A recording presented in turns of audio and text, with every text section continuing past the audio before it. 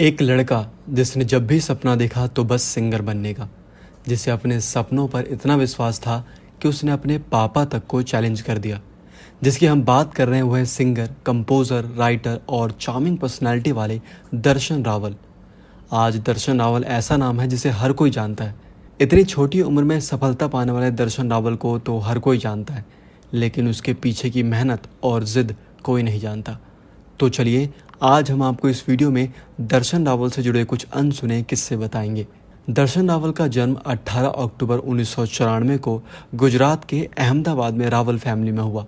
घर में इन्हें सब गब्बू कह के बुलाते हैं, लेकिन गलती से इन्हें कोई गोबलू कह दे तो इन्हें गुस्सा आ जाता है। दर्शन कहते हैं कि मैं बचपन में इतना शरारती था कि अपने 12 साल के स्कूल के करियर में 13 बार निकाला जा चुका हूँ, और पढ़ाई से तो मेरा दूर दूर तक कोई वास्ता ही नहीं है।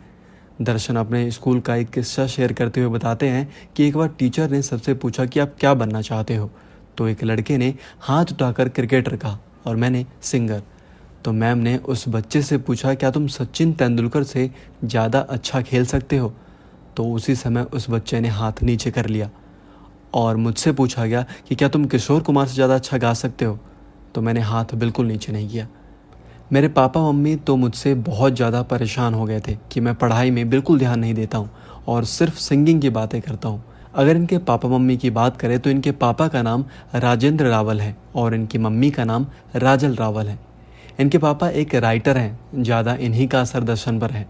वो बचपन से ही पोयम लिखने लग गए थे और उसको सॉन्ग में बदलने लगे। ये दिन रात सिर्फ और सिर्फ सिंगर बनने का सपना देखा करते। दर्शन की मम्मी ने इन्हें हमेशा सपोर्ट किया करती, लेकिन इनके पापा की ज़िद की वजह से इन्हें इंजीनियरिंग कॉलेज में एडमिशन लेना पड़ा।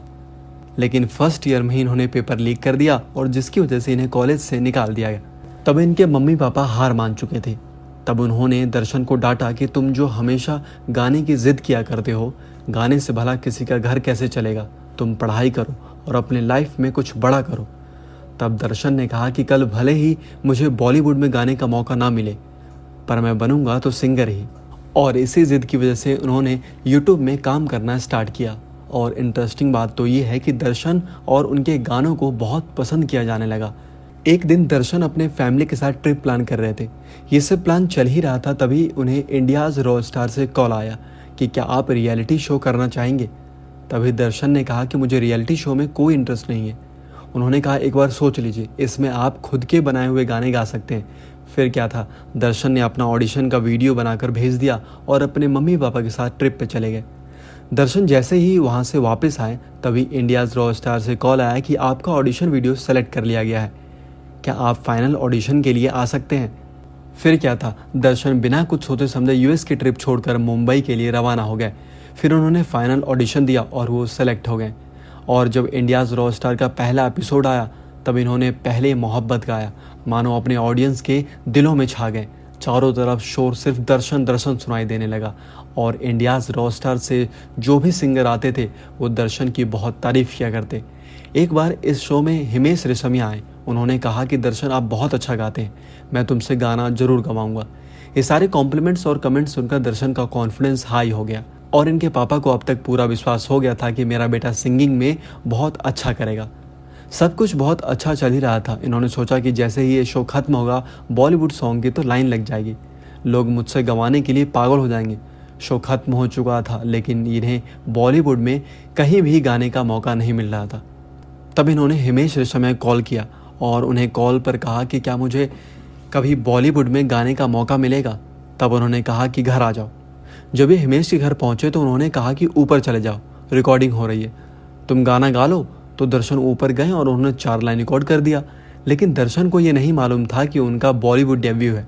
इन्होंने प्रेम रतन का जब तुम चाहो सॉन्ग गाया। उसके बाद इन्होंने 2017 में तेरा जिक्र सॉन्ग गाया, जिससे इन्हें बहुत ज़्यादा पहचान मिली। इसके बाद खींच मेरी फ़ोटो, भुला देंगे जैसे कई सुपर डुपर हिट गाने दिए।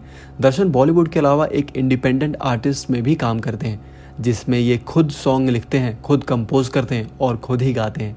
अभी हाल ही में इन्होंने रब्बा मेहर करी और इस कदर सॉन्ग गाया, जो लोगों को बहुत पसंद आ रहा है, जो इन्होंने खुद लिखा है। दर्शन अपने गानों की वजह से सोशल मीडिया पर भी बहुत पॉपुलर है। दोस्तों, दर्शन रावल की लाइफ से हमें ये सीख मिलती है कि अगर आप सपने देखते हैं तो उस सपने को पूरा करने में अपनी जान लगा दीजिए, आपको ज़रूर सफलता मिलेगी। तो दोस्तों, आज के लिए इस वीडियो में फ़िलहाल इतना ही। आगे और भी ऐसे धुरंधर की कहानी लेकर आता रहूँगा।